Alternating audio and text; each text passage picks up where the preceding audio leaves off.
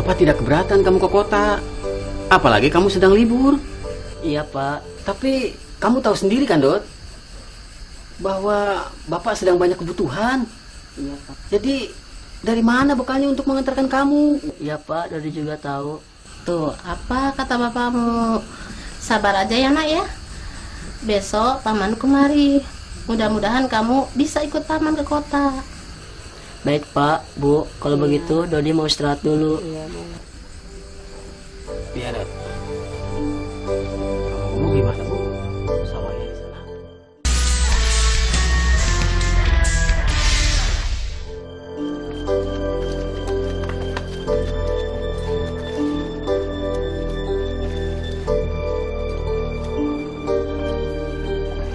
Assalamualaikum Dodi. Waalaikumsalam.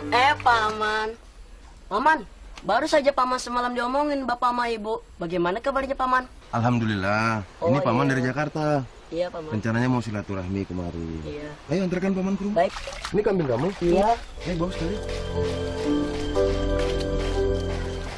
Paman, rencananya berapa hari tinggal di kota? Ya rencananya mungkin sekitar 3 hari Dot. Oh iya.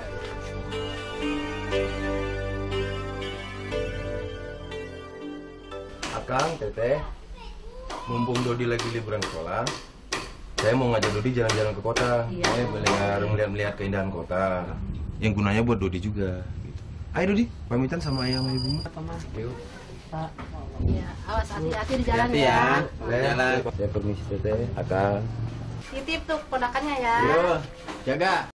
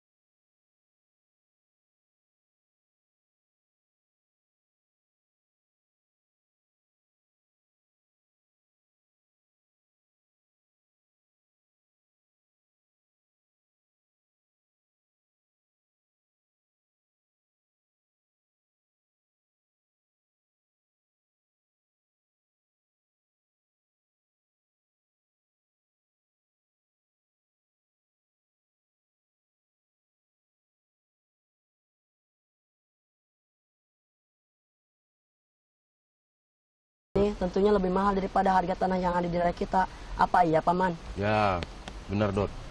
Harga tanah di daerah sini lebih mahal daripada di daerah kita. Bagi masyarakat petani di daerah kita, nilai atau harga tanah diukur dari tingkat produktivitas atau kesuburan tanah tersebut. Jadi jika tanah tersebut makin subur dan makin produktif, harganya makin mahal. Jadi tanah atau lahan yang memberikan hasil lebih produktif tentu harganya lebih mahal daripada tanah yang tandus. Apa begitu Paman? Nah, iya, kamu sekarang udah mulai mengerti kan Dot? Iya Paman. Kira-kira begitulah. Paman, bagaimana dengan masalah pengairan? Oh, masalah pengairan begini Dot.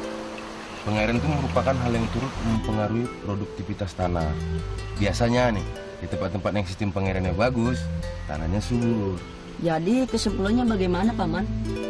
Kalau kesimpulan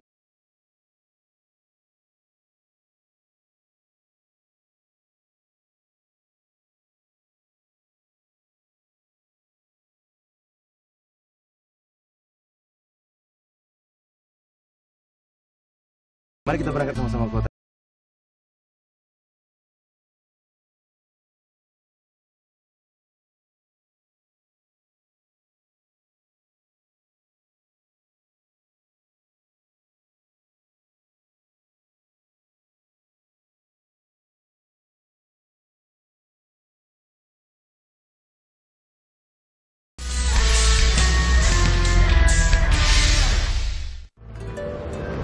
Nah, Dot, kalau di daerah pedesaan, harga tanah itu dinilai harganya dari tingkat produksi dan kesuburan tanah tersebut. Beda dengan di perkotaan. Kalau di daerah perkotaan, orang membeli tanah bukan untuk ditanami, tapi untuk keperluan lain. Misalnya apa, Paman? Nah, kamu pengen tahu? Iya, Paman. Misalnya, orang membeli tanah untuk membuat rumah, toko, kantor, sekolah, hotel, rumah sakit, dan lain-lain, Dot.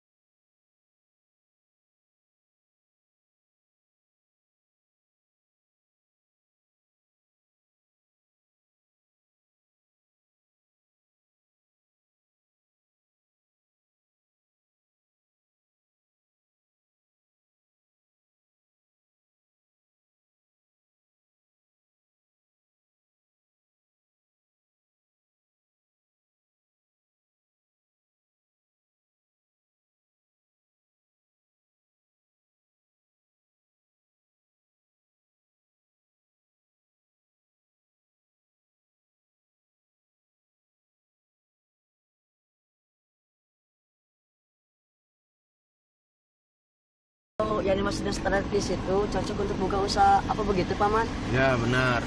Inilah tempat-tempat yang Paman ceritakan tadi. Oh, Yang cocok, tempat usaha. Berarti kamu sudah mulai nambah mengerti lagi nih. iya, Paman. Ayo, mari kita jalan. Iya, Paman. Makin cocok untuk banyak usaha, maka lahan di lokasi tersebut makin tinggi nilainya. Sehingga harganya juga semakin mahal, Dot. Jadi, nilai lahan di daerah perkotaan itu ditentukan berdasarkan letaknya, strategis apa tidak. Nah, pendapatmu itu benar. Biasanya semakin mendekati pusat kota, lahan tersebut semakin strategis. Kalau kita gambarkan nilai lahan di daerah perkotaan akan muncul gambar seperti ini. Makin dekat dengan pusat kota, maka nilainya semakin tinggi. Jadi dengan demikian harganya juga semakin mahal. Sebaliknya, semakin jauh dari pusat kota, harganya semakin murah. Walaupun masih ada juga faktor lain yang turut mempengaruhi, misalnya kelengkapan surat-suratnya, status tanahnya, hak milik atau hak guna, aman atau tidak tanah tersebut, banjir atau tidak jika musim hujan, dan lain-lainnya. Dodi, Iya, Paman. coba kamu perhatikan pembangunan di daerah pedesaan. Rata-rata secara horizontal. Apa maksudnya dengan horizontal, Paman? Oh iya, maksudnya penggunaan lahan dilakukan secara mendatar. Coba kamu perhatikan, rumah-rumah di daerah pedesaan rata-rata dibangun secara mendatar, dan jarang yang bangun rumah secara vertikal atau ke atas. Kenapa demikian, Paman? Hal ini disebabkan karena harga tanah di daerah pedesaan masih relatif murah, sehingga rumah dibangun secara horizontal atau melebar. Penggunaan lahan di pedesaan berorientasi agraris. Nah, arti agraris, penggunaan lahan di pedesaan dipergunakan untuk menunjang kegiatan pertanian. Misalnya nih, Dot, untuk sawah, tegalan, bendungan irigasi, dan sebagainya. Juga lahan di pedesaan biasanya tidak dijual, tetapi diwariskan kepada anak dan keturunannya. Juga memanfaatkan lahan tidak terlalu banyak aturan, tetapi ditentukan oleh adat dan kebiasaan setempat.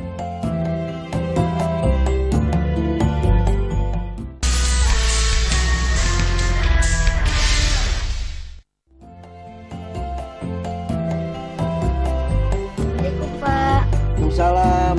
Oh, Dedi, kok sudah pulang, Dad? Ya, Pak, gurunya sedang rapat, Pak. Jadi pulangnya lebih pagi. Oh, begitu. Iya, Pak, nih, Pak. Dari Ibu, Pak. Makannya, Pak. Oh, ayo kita nikmati masakan Ibu Muna ya. Ayo. Ini.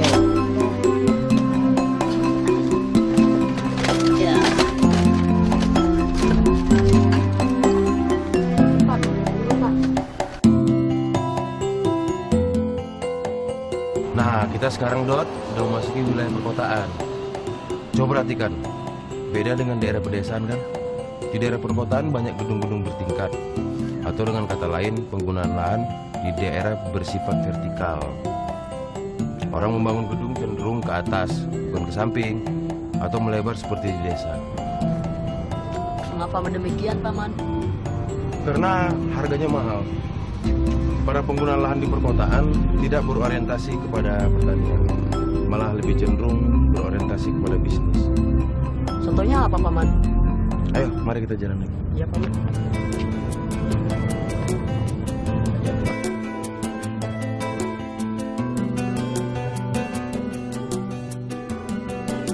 Contohnya digunakan untuk usaha pertokoan, perumahan, hotel, rumah sakit, perkantoran, sekolah, terminal, dan lain-lain. Di perkotaan pemilik rumah lebih cepat berubah jika dibandingkan dengan di daerah pedesaan, loh.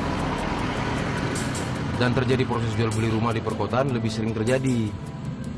Hal ini juga disebabkan karena banyaknya kebutuhan perumahan di perkotaan akibat banyaknya penduduk. Hal ini pula yang menyebabkan harga tanah di perkotaan menjadi tinggi. Tingginya harga tanah di perkotaan menyebabkan seringnya terjadinya penyerobotan tanah-tanah kosong. Misalnya nih, daerah bantaran sungai, jalur hijau, pinggiran rel kereta api, dan lain-lain. Itu dijadikan perumahan tanpa seizin dari pemerintah setempat. Nah, hal inilah Dot yang menyebabkan pemerintah melakukan penggusuran. Di perkotaan juga sering terjadi masalah pemilikan lahan yang tidak jelas statusnya. Tanah yang tidak jelas status kepemilikannya ini sering dipersengketakan, baik antara perorangan maupun antara perorangan dengan pemerintah dan perusahaan. Maka untuk mendirikan sebuah bangunan di daerah perkotaan diperlukan adanya izin mendirikan bangunan yang biasa disebut IMB. Nah, jadi kalau adanya IMB ini dimaksudkan untuk mengatur penggunaan tata ruang di daerah perkotaan agar kota selalu tetap nyaman dihuni.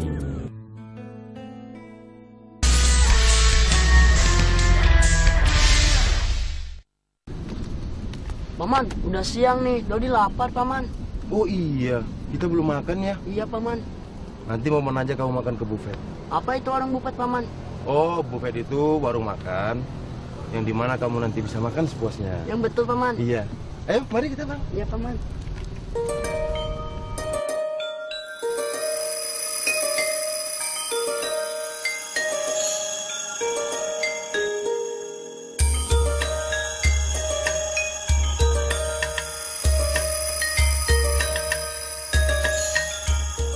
Nilai lahan di daerah pedesaan ditentukan oleh tingkat kesuburan tanahnya.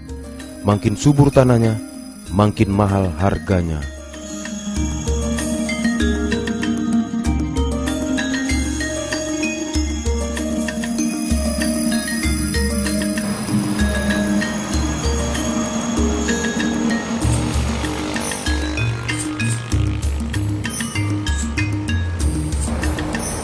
Nilai lahan di daerah perkotaan ditentukan oleh letaknya. Makin strategis letaknya, makin mahal harganya.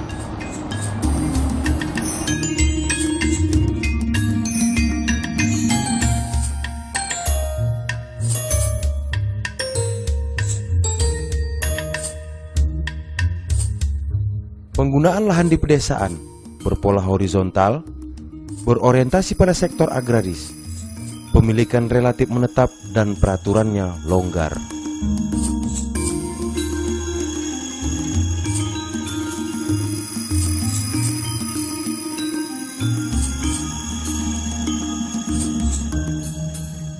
Penggunaan lahan di perkotaan berpola vertikal, berorientasi pada sektor non-agraris, pemilikan cepat berubah, dan peraturannya ketat.